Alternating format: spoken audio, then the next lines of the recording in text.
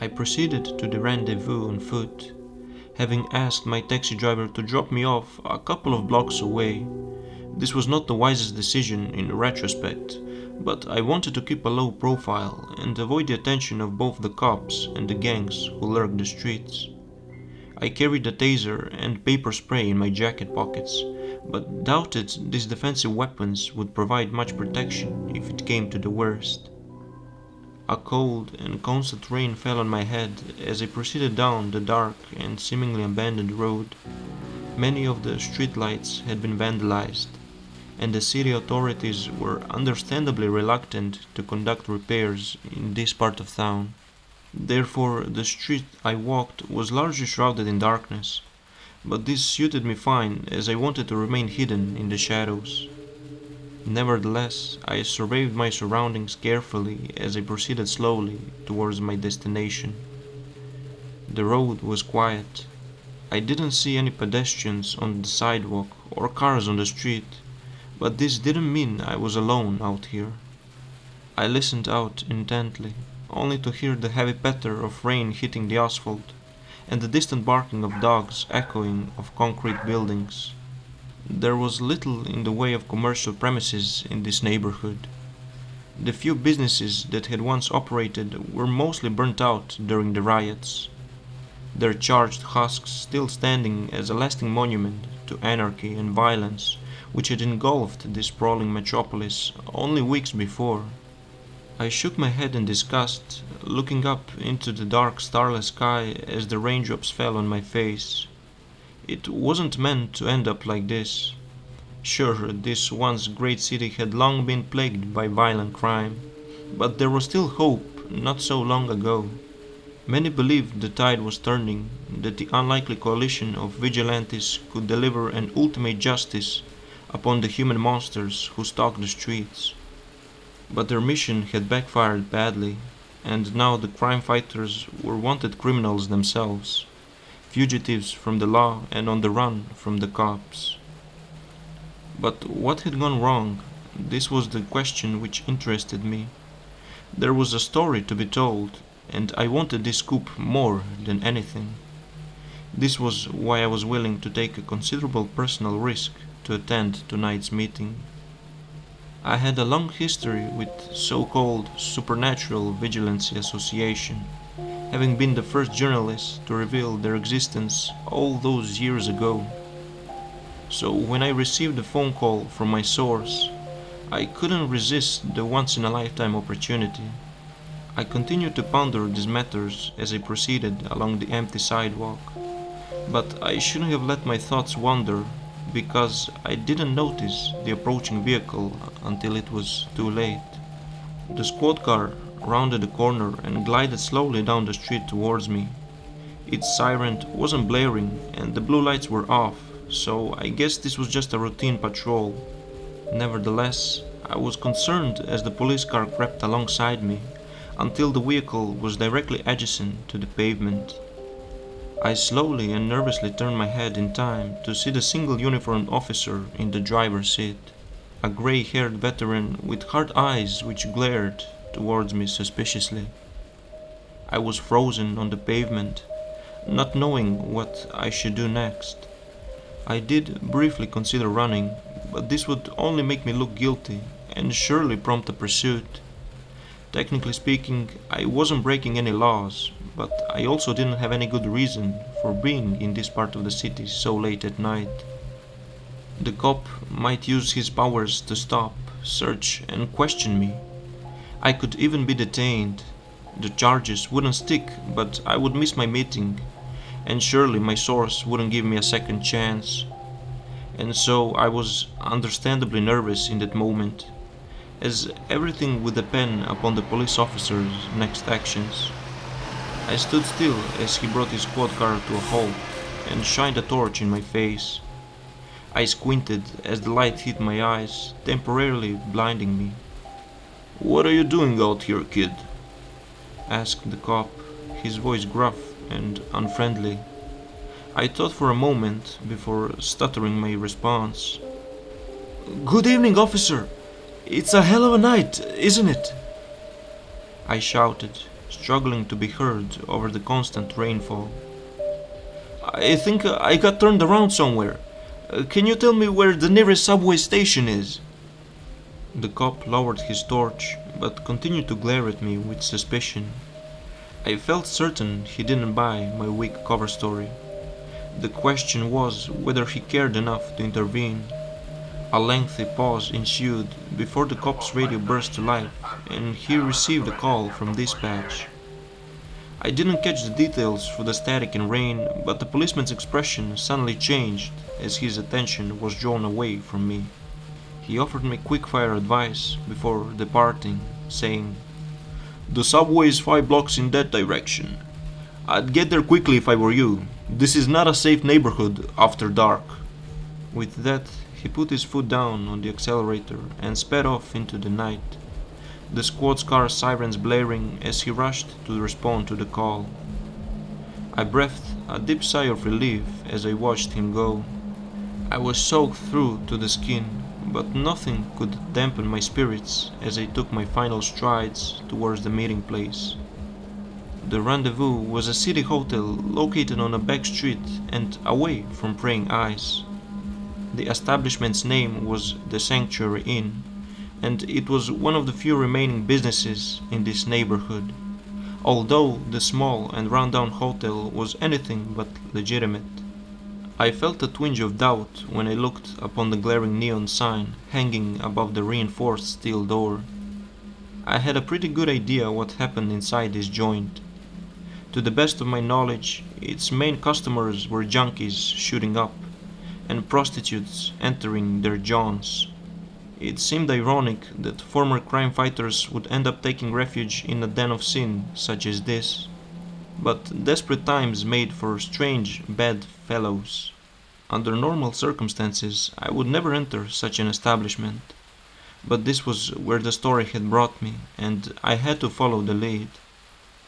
I swallowed my fear as I approached the fortified and uninviting front entrance, pressing the intercom button with a shaking finger as I nervously looked up at the security camera. There was a short pause followed by a burst of static and a deep voice which called out from the other side. "Who the F are you?" He swore. I was somewhat taken aback, but answered nonetheless, lowering my head so I could speak directly into the intercom. "My name is Carter. I'm here to see Mandrake. He's expecting me." Another pause followed, and for a moment I feared I'd made a mistake, but after a few seconds I heard a satisfying buzzing sound as the door's lock was opened. Pushing through, I shook off the rain as well as I could before entering the dimly lit and grimy hotel lobby. My nostrils were soon hit by the stench of mold, damp, and bodily odors which I didn't want to think about. I proceeded across the suspiciously sticky floor towards the front of the desk, which I noted was surrounded by a security cage. I ignored the sign on the far wall listing the hourly rate for rooms and prices for miscellaneous services, instead looking to the unpleasant man who sat behind the desk, his long hair greasy and his eyes filled with malice and lust. His crusty lips curled into a crude smile as he looked me up and down with contempt. I noted how his right hand was under the desk and reckoned he was probably reaching for a gun. A television was blaring in the background, but the weasel-faced man was focused upon me, for the time being at least. "So you're the journal?" he asked dismissively. "You don't look like much to me. Not built for this world, are you, kid? Sure you don't want to run home to your mama?" He laughed cruelly in open mockery. I was pissed off but kept my cool, not rising to the bait as I replied through clenched teeth. "I'm here to see Mandrake. Can you take me to him?" The foul receptionist scoffed as he looked away from me and back at the TV set. "Mandrake's in room 13 on the second floor. The elevator's bust, so you'll have to take the stairs." With that said, he was done with me. I elected not to thank the man as I proceeded to the staircase under the dim lights. Walking up the stairs and along the narrow corridor on the second floor, I ignored the shouts and moans coming from the other rooms as I reached number 13 and knocked firmly on the door. "Come in, it's open," was the reply. I froze for a second since I recognized the voice all too well. Even though I'd never met the man face to face, I experienced a cold chill in the second before I grasped hold of the door handle, twisting it and proceeding inside of the small and squalid hotel room. The man inside looked totally out of place in this vile establishment, and yet here he was. Mandrake sat up from the mattress, shooting me a charming smile as he offered his hand in friendship. I noted the immaculate three-pieces suit he wore and the white grin on his lips which showed off his pearly white teeth. Mandrake exerted the same charisma and confidence in real life as he had done in the many online videos he'd recorded and uploaded over the years, as he'd performed his role as the public face of the SVI. I took his hand and shook it, noting his tight grip as he pulled me in closer.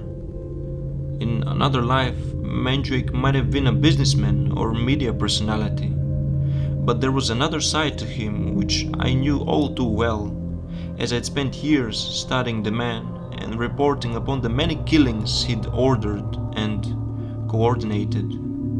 But even if I hadn't known Mandrake's history, there was something in his eyes which would have given him away. There was a darkness in those eyes, the killer's look which he couldn't fully hide, even beneath all his charm and smiles. I tried to stop myself from trembling as I reluctantly met Mandrake's gaze, but I wasn't fooling anybody, least of all my host. He knew I was afraid of him, and yet I'd come to meet this man in a place of his choosing. I experienced a sickness in the pit of my stomach upon realizing a simple fact: that Mandrake could kill me right here in this city hotel room, perhaps to take revenge for all the negative articles I'd published over the years, which had damaged the SVA's reputation. I had to trust that he was genuine about wanting to tell his story, and I was his means of doing so. "Mr. Carter," he said amicably whilst maintaining a tight hold of my hand. "What a pleasure to meet you at long last. Please, grab a seat and take off your wet coat. May I offer you a drink?" "No, thank you," I answered nervously before taking the chair closest to the bedroom door. Mandrake nodded knowingly as he sat back down upon the mattress facing me. "I apologize about the venue. Regrettably, this is what we've been reduced to as we try to keep one step ahead of the authorities. I'm sure you met Eddie on the front desk." "Yes," I replied hesitantly. "He is certainly a colorful character." "He's a scum," Mandrake answered through clenched teeth. "Vermin. A pimp and a dealer, the type of which we would have gladly dispatched in years past. But Eddie knows which side his bread is buttered, and we can count on his cooperation and discretion during our brief stay." I looked him in the eye uncertainly before replying, "That's good. Now, Mr. Mandrake, as you know, I've taken a considerable risk in coming here today, but I'm eager to hear your side of the story." I'd practiced those words repeatedly in preparation for this meeting, and I tried to exert confidence in my voice, even though I was frightened by the perilous situation. "You told me over the phone you've got someone for me to meet," I continued. "A former SVA member who wants to give their side of events." Mandrake nodded his head and smiled faintly before replying, "You are indeed eager, Mr. Carter. Always keen to pursue the story. I admire this about you, even though your reporting has often damaged our organization's standing." He cast me a hard glare which made my blood turn to ice. "But don't worry, my friend," Mandrake continued. This is all water under the bridge. I do indeed have someone important for you to meet tonight. In fact, she's waiting in the next room." He nodded towards the inner doorway which connected room 13 and 14. "But first, I want to speak with you one-to-one, Mr. Carter, to provide you with a brief history of our organization so you can better understand where we came from and how we got here." I resisted the urge to roll my eyes. I knew what was coming, a propaganda speech from the representative of a designated terrorist group. I'd heard this many times before, but felt like I needed to humor Mandrake to keep his good faith. "We have all witnessed the failure of our justice system," he began. "We know the endless victims who have been let down, while perpetrators walk free or are handed out pathetic sentences. I and a few others decided enough was enough.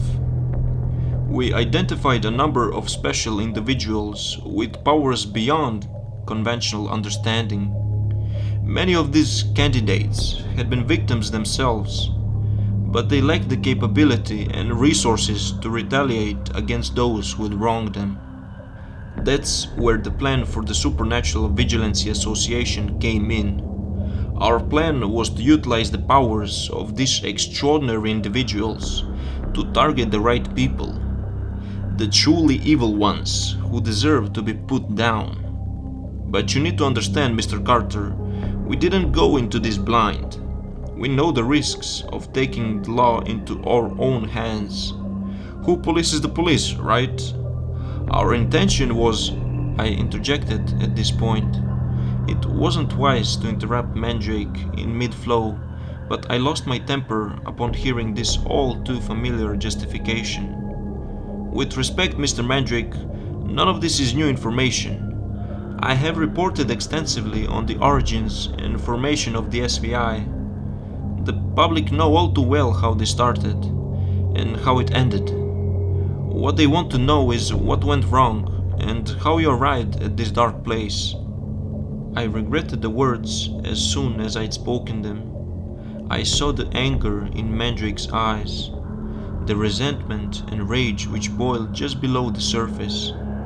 He glared at me with murder in his eyes, and I felt my body stiffen. I started to reach for the taser in my inside pocket, but didn't think it would do me much good.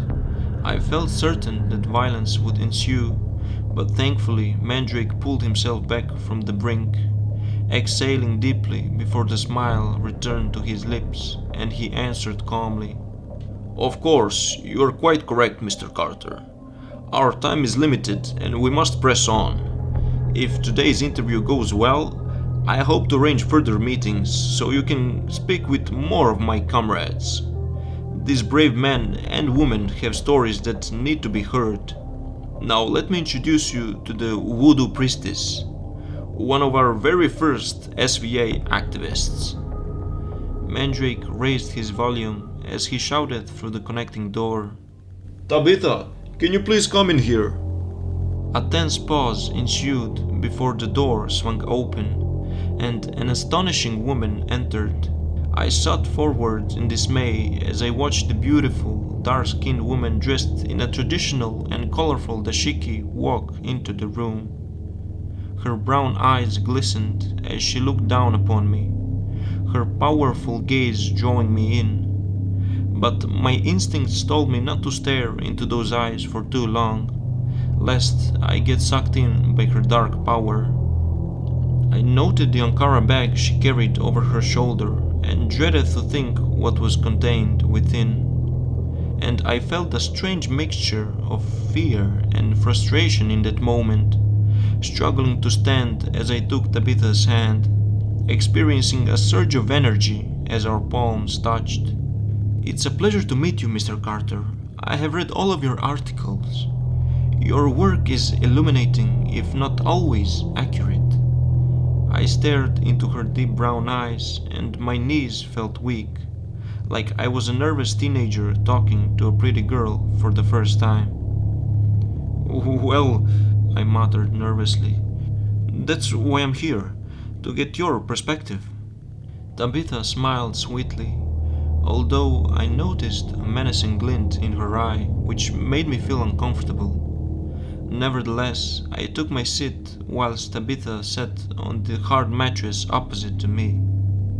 "I'll leave you both to it," said Mandrake as he made for the door.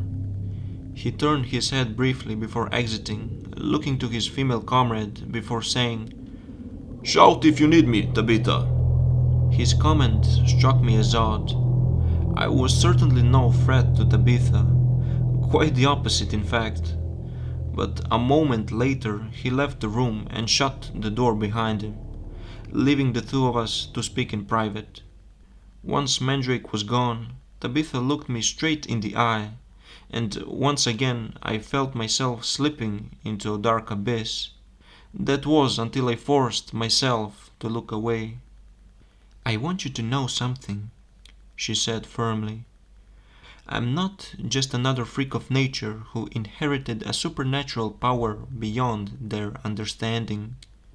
My power was thought, passed down through multiple generations through the female line. Ours is an ancient tradition, a religion charting its origins back to Africa, through Haiti and finally here, to the city shrouded in darkness." She sighed deeply and lowered her head before continuing in a softer tone.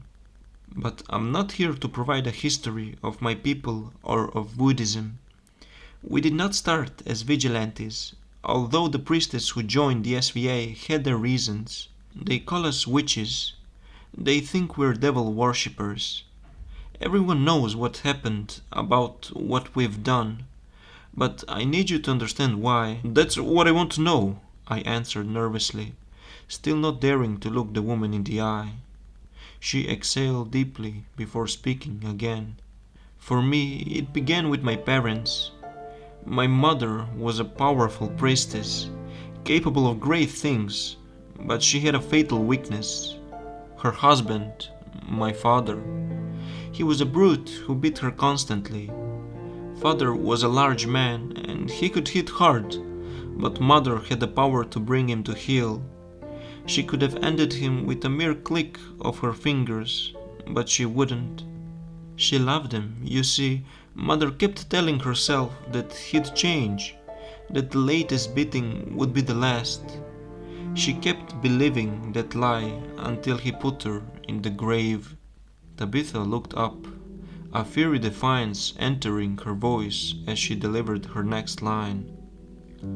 "I could do nothing as a child, but as my powers grew, I vowed I would never let this happen again." "So that's how it started for you?"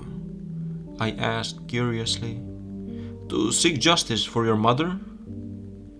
"In a sense," she confirmed. "I wanted to stop abusers from getting away with their hideous crimes, to make them feel the pain and suffering they inflicted upon others.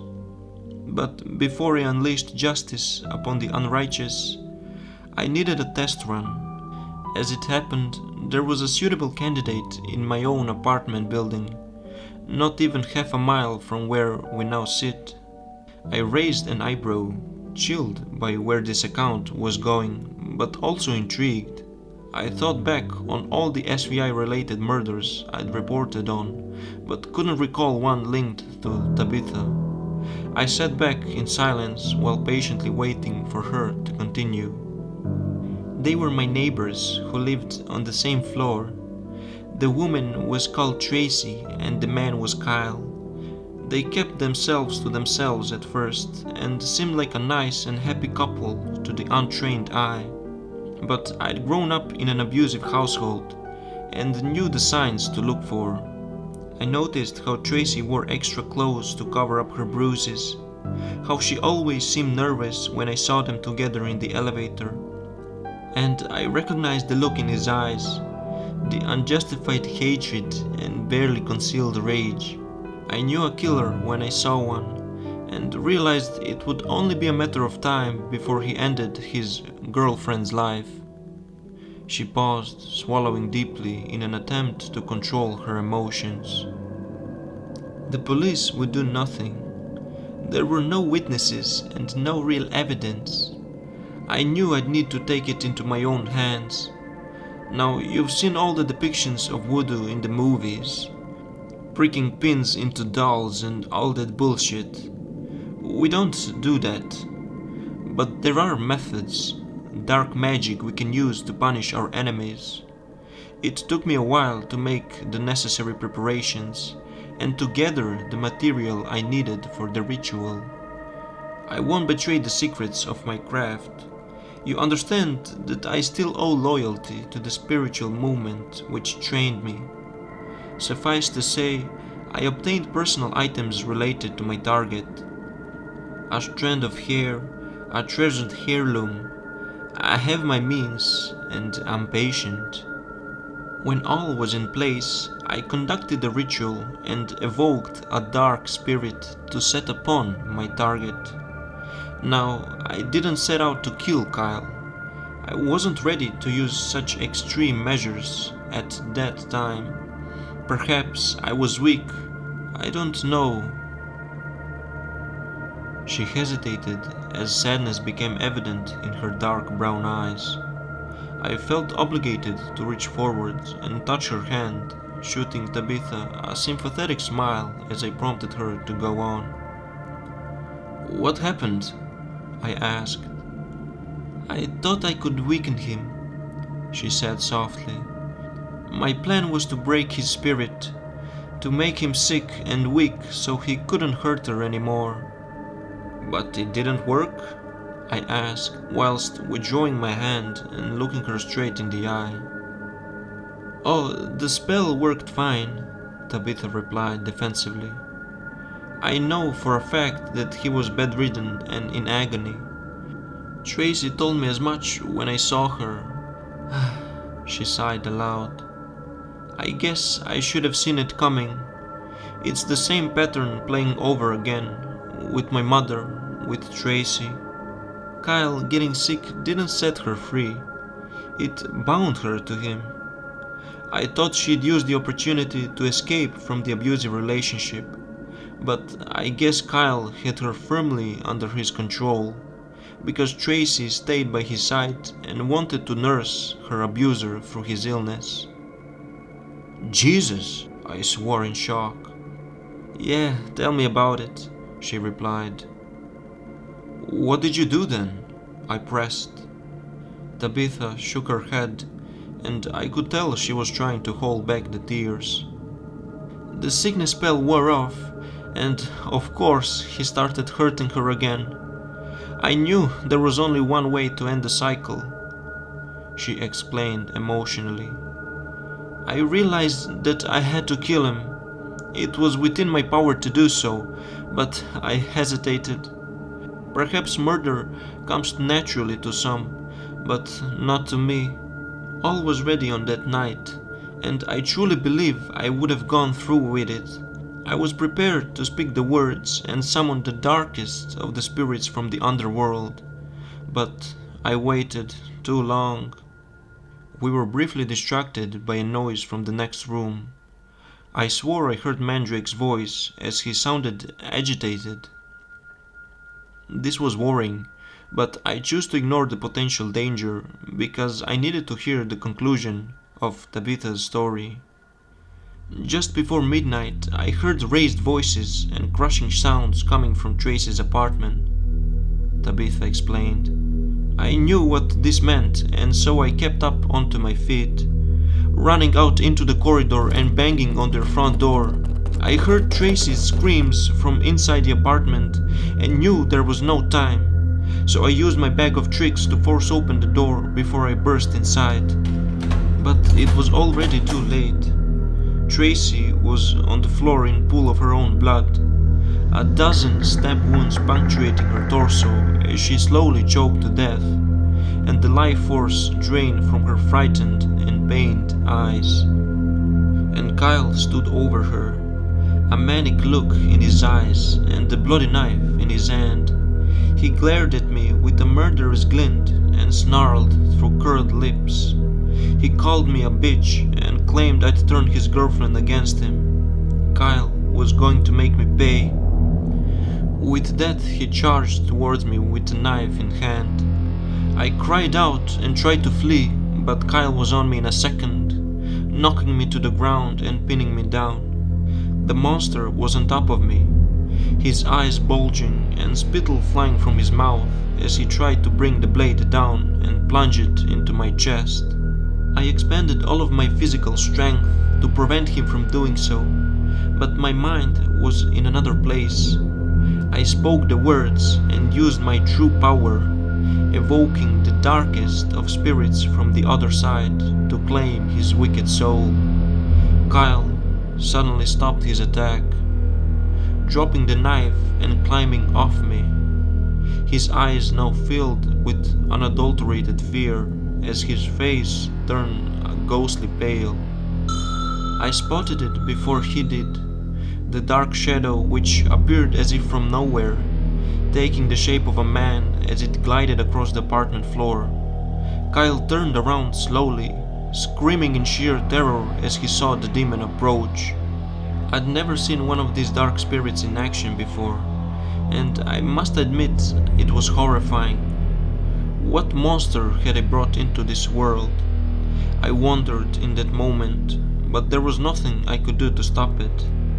I remained frozen to the floor, watching on in terrified awe as the demon consumed the screaming Kyle in its dark form, crushing him and sucking his soul from his physical body. The deal was done, and Kyle was dragged to hell, leaving his lifeless corpse to collapse to the ground. "My God," I exclaimed upon hearing the end of Tabitha's tragic tale. "I heard nothing about this killing.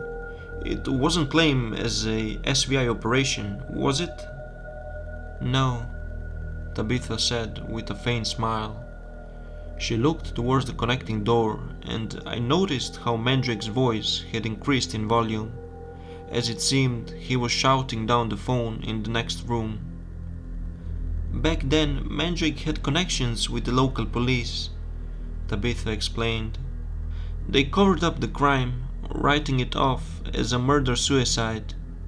No one ever knew the truth of Kyle's death until now. Mr. Mandrake said I did the right thing. He told me I was a special talent and they needed me as a full-time SVA operative. But I couldn't. I'm not a killer, and I can't live with the guilt, so I've decided to come clean, no matter what the consequences." She looked up at me with tear-filled eyes, perhaps hoping for empathy or absolution. My jaw dropped and I found myself speechless. I hadn't expected this. I'd always considered the SVA as ruthless killers who eliminated their targets without remorse or afterthought. But Tabitha didn't fit the bill. She genuinely regretted her actions. But why had Mandrake introduced me to her on this night? Was he deliberately trying to show a more sympathetic side of his violent vigilante organization? I wanted to ask these questions and many more, but there was no time, as a moment later Mandrake burst through the connecting door and shouted a frantic warning. "We need to leave right now!" Mandrake exclaimed, his eyes full of intensity and his face red. "What the hell, Mandrake?" Tabitha replied. "They found us!" Mandrake confirmed. Tabitha's eyes widened in shock as she struggled to reply. "Who has? The cops?" "No," Mandrake answered firmly. "It's that bastard Hennessy, the PL. He wants the bounty on my head all for himself. That rat bastard Eddie sold us out." We heard the heavy thumping of boots in the corridor outside, and I knew the threat was real. "You can deal with this," Mandrake said while speaking directly to Tabitha. I noted how he pointed to her on-camera bag whilst doing so. "You can summon the dark spirit and send Hennessy straight to hell," the vigilante exclaimed. "No," Tabitha replied firmly and without hesitation.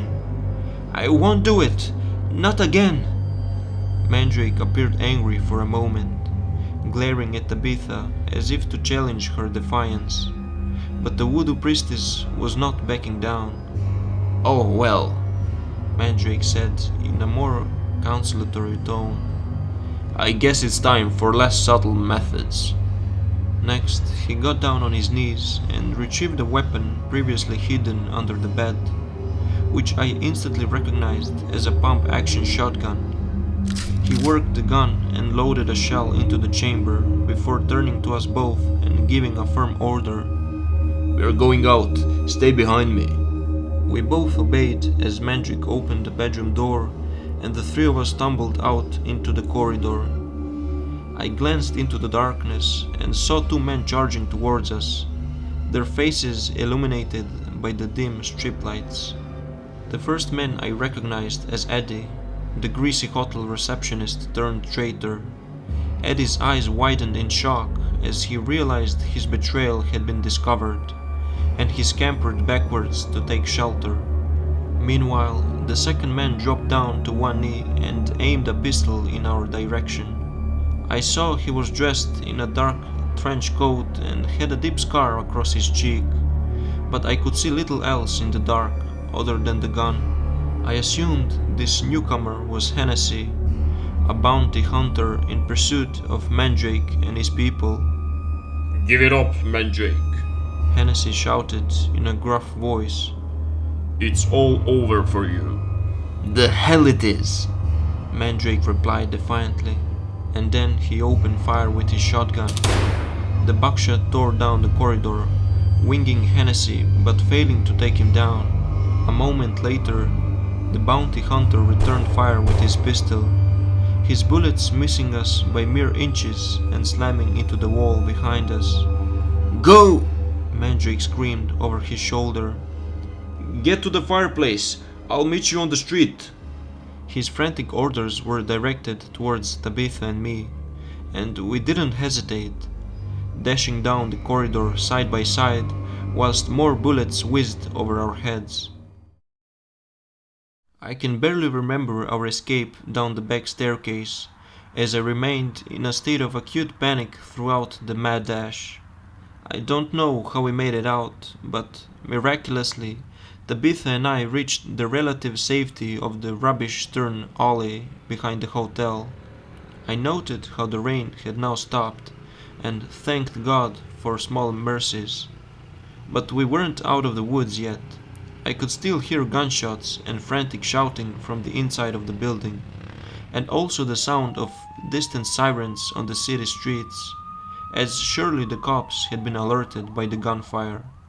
I looked to Tabitha in blind panic, only to find her surprisingly calm. "We need to go!" I shouted frantically. "Just wait," Tabitha responded whilst looking back towards the fire escape. "Mandrake will make it out. He always does." I shook my head in disbelief and prepared to flee as the police sirens grew louder. But Tabitha was right, as a moment later Mandrake sprinted down the staircase. He appeared frazzled and the still smoking shotgun remained in his hands, but the vigilante leader was still very much alive. "The bastard will get me one day, but not today," he proclaimed defiantly with a smile on his lips. "My story does not end here." No doubt he wanted the valiant quote to appear in my article, and I must admit that he struck an impressive pose in that back alley, an anti-hero fighting back against the odds. But Mandrake wasn't stupid, and he wouldn't wait around for the cops to arrest him. He promptly grabbed a hold of Tabitha's hand before shouting in her ear, "Come on, Priestess, our carriage awaits." The unlikely couple made to flee, but before he ran, Mandrake cried over his shoulder towards me, saying, "Mr. Carter, I trust you can make your own way home.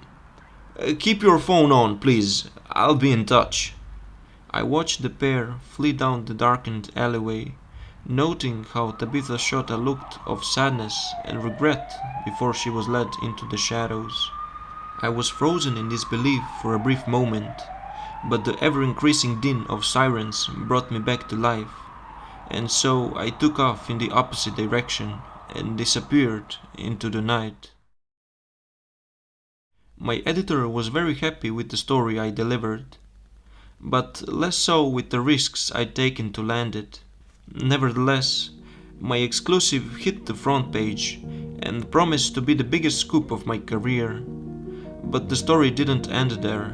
A week later, I got a word that Tabitha had walked into a police station to hand herself in, making a full confession for her part in Kylie's violent death. I guess she couldn't live with the guilt any longer. There is a lot of interest in the case, and some debate over whether the Voodoo Priestess will ever stand trial. To the best of my knowledge, there are no laws against summoning a dark spirit as means of self-defense.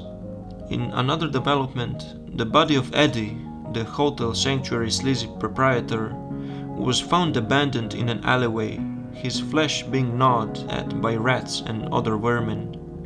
Eddie's hands were tightly bound behind him, and he'd been shot twice in the back of his head, execution style. There were no witnesses and no forensic evidence, but it was obvious to me who was responsible. Surely Mandrake had taken revenge on Eddie, punishing the hotelier for his betrayal. This murder would send a powerful message to anyone who was tempted to sell him out. And now Mandrake is the most wanted man in the city. The entire municipal police force is on his tail, not to mention Hennessy and a dozen other heavily armed bounty hunters. The price on the vigilante's head has now doubled, rising to a cool 2 million. But at the time of writing, my most prized source is still at large, and he's not done with me yet. Just yesterday, I received a call from an unknown number, and I instantly recognized the charismatic voice on the other end. Mr. Carter, Mandrake said enthusiastically. I did enjoy reading your latest article. I think perhaps you're beginning to see things from our perspective. It's a shame about Tabitha. The woman had so much potential, but she lacked the stomach for our line of work. Still, like I told you that night in the hallway, my story isn't over and neither is yours. What do you mean? I said, feeling apprehensive but also intrigued. I have more special people for you to meet, Mandrake said coolly. More extraordinary stories for you to hear. I'll be in contact when I can arrange a secure place to meet. I know the risks involved. I almost died the last time around, and I've no doubt that Mandrake is dangerous and highly manipulative, and yet I can't walk away from this story. The vigilante has me on the hook, and he knows it. But Mandrake's narrative isn't necessarily the reality, and I must do my due diligence as a professional. I shall uncover the dark truth of the SVI, no matter what the cost.